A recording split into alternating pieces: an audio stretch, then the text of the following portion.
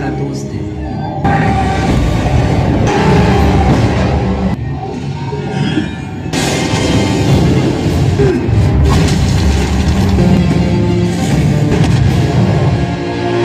मुझे ये याद है।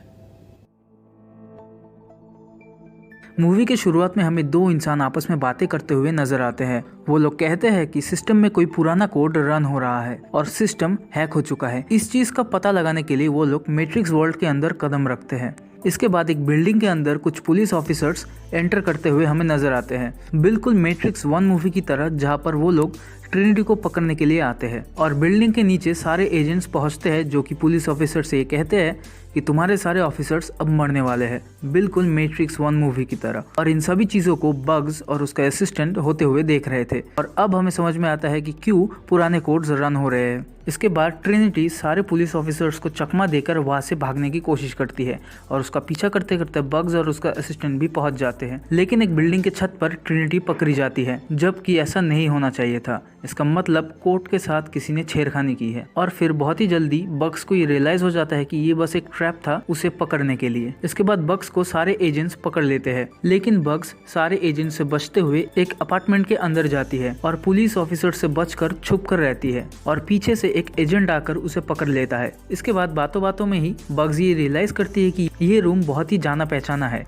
और उसे वहाँ पर नियो की आईडी मिलती है। और ये रूम और किसी का नहीं बल्कि मैट्रिक्स 1 में नियो जिस रूम में रहता था वही रूम है। ये समझने के बाद बग्स बहुत ही ज्यादा शॉक हो जाती है। इसके बाद बग्स उस एजेंट को ये बताती है कि जिस पल उसने नियो को देखा उसी पल वो मैट्रिक्स वर्ल्ड से आजाद हो गई। और वो एजेंट भी अपनी बात शेयर करता है। वो कहता है कि उसे हर जगह कोड्स नजर आते हैं, स्पेशली मिरर पर, तो उसे बहुत ही जल्दी ये रियलाइज हो जाता है कि ये दुनिया नकली है। फिर वो एजेंट अपना नाम कहता है मॉर्फियस और उसका मकसद है नियो को ढूंढना। इसके बाद बग्स उसे 2 पिल्स देती है, रेड और ब्लू, जिसमें से वो एजेंट रेड को पिक करता है। इसके बाद वो दोनों एक दरवाजे से एक व्हाइट रूम के अंदर पहुंचते हैं। इस बार के मैट्रिक्स वर्ल्ड में मैट्रिक्स में रहने वाले सारे लोग दरवाजे की मदद से एक जगह से दूसरी जगह पर ट्रैवल करते हैं, जबकि पहले टेलीफोन बूथ से ये सब किया जाता था। लेकिन मॉर्फियस गलती से उस दरवाजे से दूसरे एजेंट्स के पास पहुंच जाता है। इसके बाद वो दोनों सारे एजेंट्स से बचते हुए एक बहुत बड़ी बिल्डिंग से छलांग लगाकर मैट्रिक्स वर्ल्ड से बाहर निकलते हैं। अब हमें नियो को दिखाया जाता है जो कि इस मैट्रिक्स वर्ल्ड में टॉम के नाम से जाना जाता है और एक बहुत मशहूर गेम डिजाइनर है और उसके गेम का नाम है मैट्रिक्स ट्रिलॉजी। नियो अपने गेम पर कुछ काम कर रहा था, तभी उसके मोबाइल में कॉफी पीने के रिमाइंडर आता है, तो वो कॉफी पीने के लिए अपने दोस्त के साथ चला जाता है और कॉफी शॉप में वो देखता है ट्रिनिटी को अपने दोनों बच्चों के साथ। ट्रिनिटी के बारे में थोड़ा सा जान लेते हैं। इस मैट्रिक्स वर्ल्ड में ट्रिनिटी का नाम है टिफनी और इनकी मैट्रिक्स वाली जिंदगी है हाउसवाइफ की, 2 बच्चे और एक पति के साथ। नियो और ट्रिनिटी आपस में मिलते हैं। उन्हें एहसास होता है कि वो लोग पहले कहीं ना कहीं तो शायद मिले थे, लेकिन फिर ट्रिनिटी वहाँ से चली जाती है। इसके बाद नियो अपनी रोजमर्रा की जिंदगी में बिजी हो जाता है। फिर अचानक उसे उसके बॉस का कॉल आता है, तो वो बॉस से मिलने के लिए उसके ऑफिस रूम में चला जाता है। और नियो का बॉस और कोई नहीं बल्कि है एजेंट स्मिथ, जिसको इस बार नया चेहरा दिया गया है इस मैट्रिक्स वर्ल्ड में और इसकी भी सारी यादें मिटा दी गई है नियो और ट्रिनिटी की तरह। वो दोनों आपस में बातें करते हैं मैट्रिक्स ट्रिलॉजी को आगे बढ़ाने के लिए। मैट्रिक्स की तीनों सीरीज बहुत ही ज्यादा पॉपुलर है, तो एजेंट स्मिथ ये चाहते हैं कि इसका पार्ट 4 भी निकाला जाए। इसके बाद अचानक नियो को हेलुसिनेशन होने लगता है, मैट्रिक्स 1 मूवी की तरह दोनों होठों का आपस में जुड़ जाना, और वो अपने इस प्रॉब्लम को ठीक करने के लिए जाता है अपने एनालिस्ट के पास। और नियो कहता है कि वो अपनी ही बनाई गई गेमिंग दुनिया में फंसा हुआ है और नियो ऐसा कहता है कि उसे ऐसा लगता है कि वो अपनी ही बनाई गई मैट्रिक्स की वर्ल्ड में फंस चुका है और वो यहाँ से निकलना चाहता है लेकिन निकल नहीं पा रहा। एनालिस्ट उसे ये दिलासा देता है कि ये सभी उसके दिमाग का भ्रम है और वो बहुत ही जल्दी ठीक हो जाएगा। और फिर उसे उसकी दवाइयाँ दी जाती है जो कि है ब्लू पिल्स।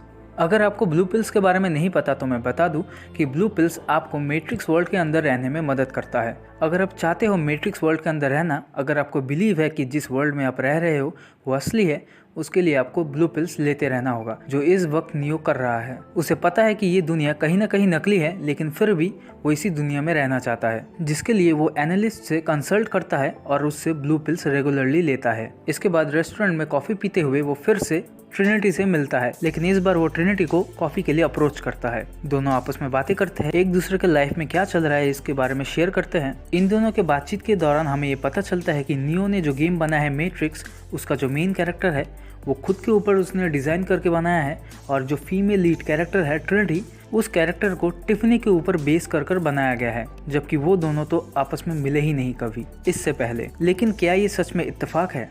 तो मैं आपको थोड़ा सा डिटेल और दे देता हूँ। जो तीनों मैट्रिक्स मूवी हमने पहले देखी थी, इस वाले नए मैट्रिक्स वर्ल्ड में उन तीनों मूवीज के अंदर जो कुछ भी हुआ था उस चीज़ को इस नए वाले मैट्रिक्स वर्ल्ड के अंदर एक गेम की तरह प्रेजेंट कर दिया गया है, जिससे उन सारे कैरेक्टर्स को जैसे कि नियो और ट्रिनिटी को ऐसा लगेगा कि ऐसा तो कभी कुछ हुआ ही नहीं। तो नियो अपने ऑफिस में होता है और अचानक ऑफिस का अलार्म बजने लगता है। तो खबर आती है कि किसी बच्चे ने गेम का नया अपडेट पसंद नहीं आया, इस वजह से कंपनी के ऊपर केस कर दिया है। तो सिक्योरिटी टीम सारे एम्प्लॉयज़ को बिल्डिंग से बाहर निकाल रही है और तभी नियो के फ़ोन में एक मैसेज आता है जिसमें लिखा होता है कि उसे बाथरूम में मिले। लेकिन वो कौन होता है वो नियो को नहीं पता। तो वो झट से बाथरूम की तरफ जाता है तो उससे मुलाकात होती है मॉर्फियस से, जो नियो को बताता है कि उसे मैट्रिक्स वर्ल्ड से अभी के अभी निकलना होगा और उसके लिए उसे रेड पिल ऑफर करता है। लेकिन नियो ये सब मानने के लिए तैयार ही नहीं है, क्योंकि जो मॉर्फियस को वो सामने देख रहा है वो उसी के गेम का बनाया हुआ मॉर्फियस है। तो नियो को प्रूफ करने के लिए मॉर्फियस मिरर के अंदर अपना हाथ डालता है। तब नियो भी शॉक हो जाता है और तभी सिक्योरिटी गार्ड्स बाथरूम में आ जाते हैं और एक धांसू एक्शन होता है और उसी एक्शन के बीच एजेंट स्मिथ आ जाता है और सामने पड़े एक गन को देखकर उसे सब कुछ याद आ जाता है और वो नियो के ऊपर गन से हमला करने लगता है। ये सब चल ही रहा था कि हमें अगले सीन में नियो को अपने एनालिस्ट के पास देखते हैं, जिससे वो अपनी सारी प्रॉब्लम्स को शेयर कर रहा था। उसे लग रहा है कि वो एक पागल बन चुका है जो कि असली और नकली के बीच फर्क करना नहीं जानता। इसके बाद रात को बिल्डिंग के ऊपर शराब पीते हुए एक कबूतर को उड़ते हुए देखता है और उसे लगता है कि वो भी उड़ सकता है, तो वो बिल्डिंग से छलांग लगाने के लिए जाता है और तभी बग्स आकर उसे रोक देती है और नियो को बताती है कि कैसे नियो ने उसे इंस्पायर किया मैट्रिक्स वर्ल्ड से निकलने के लिए। इसके बाद बग्स नियो को एक दरवाजे से सीधा टोक्यो के एक ट्रेन में ले जाती है और उस ट्रेन के अंदर नियो को एक और जगह पर ले जाया जाता है जहाँ पर वो मिलता है मॉर्फियस से, बिल्कुल मैट्रिक्स 1 मूवी की तरह। सारा सेटअप बिल्कुल मैट्रिक्स 1 मूवी की तरह किया गया है ताकि नियो को सब कुछ याद आ सके और तभी नियो को ये एहसास होता है कि जो गेम उसने बनाया था वो सारी घटना हो चुकी है। लेकिन सवाल ये आता है कि मैट्रिक्स ट्रिलॉजी के बाद नियो और ट्रिनिटी तो मर चुके हैं, वो लोग अभी जिंदा कैसे हैं? तो जाहिर सी बात है कि वो दोनों पूरी तरीके से नहीं मरे थे। रोबोट्स ने उन्हें जिंदा रखा और उन्हें छुपा के रखा, लेकिन क्यों, ये हमें आगे पता करना है। लेकिन नियो का मानना है कि ये सब झूठ है, क्योंकि अगर रोबोट्स को उसे छुपाना ही होता तो उसे एक फेमस गेम डिजाइनर क्यों बनाता। तो बग्स बताती है कि कंपनी के ऊपर उन लोगों की नज़र बहुत पहले से थी। वो लोग थॉमस नाम के हर एक इंसान की डिटेल जानते थे, लेकिन बहुत देर बाद उन्हें ये पता चला कि रोबोट्स ने सिस्टम के DSI में हेरफेर की। इसकी वजह से नियो को एक नया चेहरा दिया गया। इस वजह से उन लोगों को नियो को ढूंढने में वक्त लगा। इसके बाद मॉर्फियस नियो को ब्लू पिल और रेड पिल ऑफर करता है, जिसमें से नियो रेड पिल को एक्सेप्ट करता है। उसके बाद सारे एजेंट्स उस जगह पर पहुंच जाते हैं। वो लोग फिर से ट्रेन में वापस आ जाते हैं और यहाँ पर एक कमाल की फाइट होती है। इसी फाइट के दौरान नियो एक मिरर से होते हुए अपने पॉड में से बाहर निकलता है। तो अब नियो फाइनली मैट्रिक्स वर्ल्ड से बाहर है, लेकिन नियो के सामने वाले पॉड में होती है ट्रिनिटी, जो कि अभी भी मैट्रिक्स वर्ल्ड में ही है। इसके बाद 2 मशीन्स आते हैं, नियो को वहां से छुड़ाकर बाकी मशीन से छुपकर अपने अड्डे पे ले आते हैं नियो को सही सलामत। लेकिन नियो मर रहा है तो उसे वापस मैट्रिक्स वर्ल्ड के अंदर डाल दिया जाता है, बिल्कुल मैट्रिक्स 1 मूवी की तरह, जहाँ पर वो पहले मॉर्फियस से मिलता है एक व्हाइट रूम में। मॉर्फियस उसे उसकी पुरानी यादें दिखाता है ताकि उसको सब कुछ याद आ जाए। तो ये सब करने के लिए वो कुछ पुराने टेक्निक्स अपनाता है, जैसे कि हमने देखा था मैट्रिक्स 1 मूवी में मॉर्फियस और नियो के बीच की मार्शल आर्ट फाइट। तो ठीक बिल्कुल उसी तरीके से नियो और ये नया वाला मॉर्फियस भी मार्शल आर्ट फाइट करते हैं और इस फाइट में नियो जीतने के बाद ही जिंदा बचेगा। तो पहले तो नियो फाइट करने से मना कर देता है, लेकिन बाद में नियो मॉर्फियस को हरा देता है और सही सलामत असली दुनिया में कदम रखता है। होश आते ही नियो सारे टीम मेंबर्स से मिलता है और तभी उसकी मुलाकात होती है 2 नए मशीन से। तो नियो शॉक हो जाता है कि मशीन और इंसान एक साथ कैसे काम कर रहे हैं। तो असल में ये मशीन्स नहीं बल्कि सिंथियंस है। मैट्रिक्स 3 मूवी में नियो ने जो कमाल कर दिखाया, उससे नियो ने अपने दुश्मनों का ही दिल जीत लिया। तो उनमें से कुछ मशीन्स अब इंसानों की मदद भी करते हैं और इसके बाद मॉर्फियस वहां पर आता है एक एक्सोमॉर्फिक पार्टिकल कॉर्टेक्स की मदद से। इसकी मदद से जो प्रोग्राम्स है वो इस दुनिया में एंटर कर सकते हैं। इसके बाद वो सभी अपने शहर पहुंचते हैं, जो कि जायन तो बिल्कुल भी नहीं है।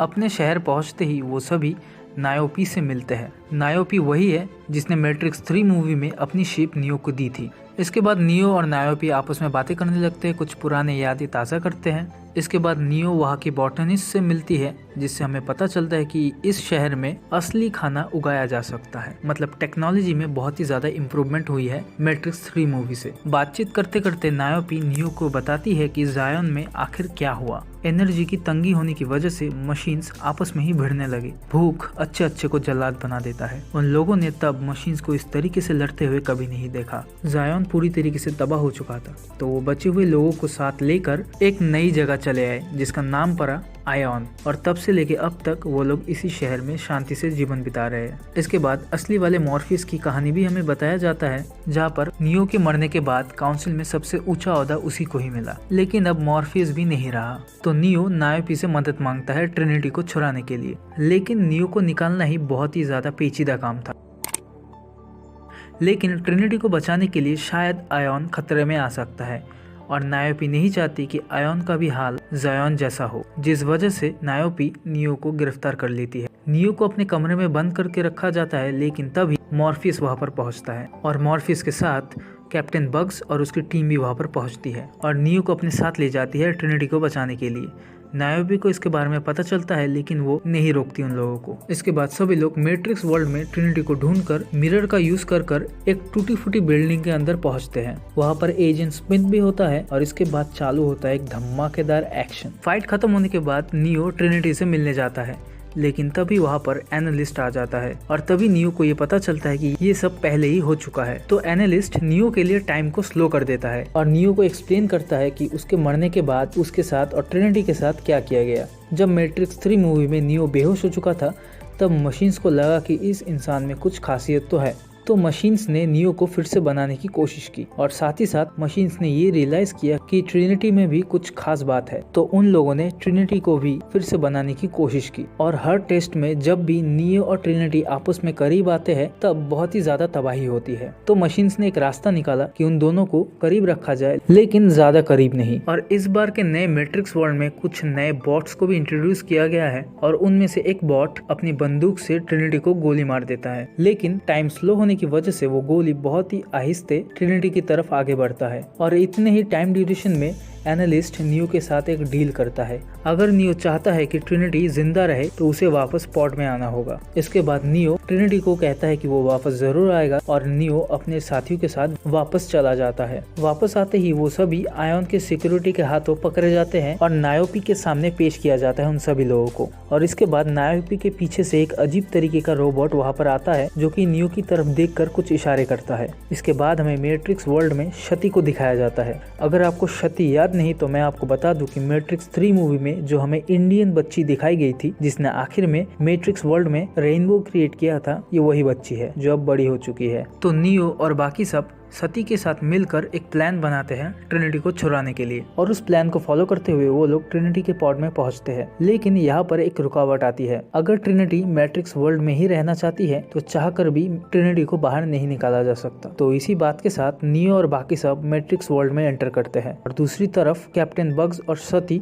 ट्रिनिटी के असली बॉडी को निकालने की कोशिश करते हैं। मैट्रिक्स वर्ल्ड के अंदर नियो एनालिस्ट से मिलने जाता है, जो कि बहुत सारे पुलिस गार्ड से घिरा हुआ है, और एनालिस्ट से नियो एक डील करता है। अगर ट्रिनिटी नियो के साथ जाना चाहती है, तो उसे खुशी खुशी जाने देंगे, और अगर नहीं जाना चाहते, तो नियो वापस अपने पॉड में जाएगा। इसके बाद वहाँ पर ट्रिनिटी आती है, और नियो ट्रिनिटी को मनाने की कोशिश करता है, और थोड़ी देर बाद ट्रिनिटी मान भी जाती है। इसके बाद एनालिस्ट अचानक टाइम स्लो कर देता है, लेकिन एजेंट स्मिथ के ऊपर ये काम नहीं करता। तो एजेंट स्मिथ उस वक्त वहाँ पर आकर नियो को बचा लेता है। इसके बाद बहुत सारा एक्शन होता है। दूसरी तरफ बग्स और क्षति ट्रिनिटी को पॉट से निकालने की कोशिश कर रहे थे, और ट्रिनिटी को जैसे ही पॉट से निकाल लेते हैं, उसी वक्त बग्स को मैट्रिक्स वर्ल्ड में भेज दिया जाता है ट्रिनिटी की जगह। ट्रिनिटी पॉट से निकल चुकी है, इसका खबर सारे रोबोट्स को पता चल जाता है, तो सारे रोबोट्स वहाँ पर चेक करने के लिए आते हैं। लेकिन तब तक ट्रिनिटी को लेकर सब लोग वहाँ से निकल चुके हैं, और मैट्रिक्स वर्ल्ड में फाइट खत्म होने के बाद एजेंट स्मिथ सारे बॉट्स को अपने कंट्रोल में ले लेता है नियो को रोकने के लिए। और मैट्रिक्स वर्ल्ड में जितने भी दूसरे लोग थे, वो सारे ज़ॉम्बिस की तरह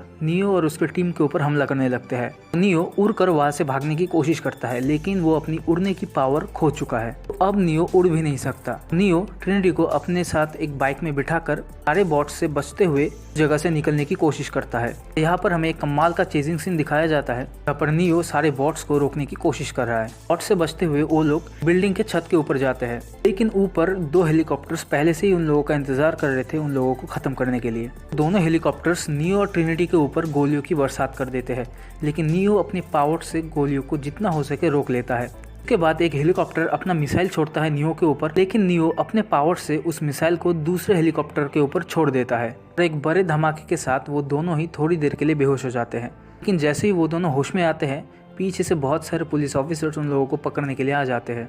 तो तब कोई चारा ना होते हुए नियो और ट्रिनिटी एक साथ बिल्डिंग से छलांग लगाते हैं। लेकिन तब एक चमत्कार होता है, हमें ये पता लगता है कि नियो की जगह ट्रिनिटी उड़ सकती है, मतलब ट्रिनिटी के पास भी एक सुपर पावर है। और इसी के साथ वो दोनों मैट्रिक्स वर्ल्ड से बाहर निकलते हैं। इसके बाद हम देखते हैं कि नियो और ट्रिनिटी एनालिस्ट से मिलने जाते हैं, उससे कुछ सवाल जवाब करने के लिए और उसे एक चेतावनी देने के लिए कि अब मैट्रिक्स दुनिया पूरी तरीके से बदलने वाली है। और इसी के साथ मूवी खत्म।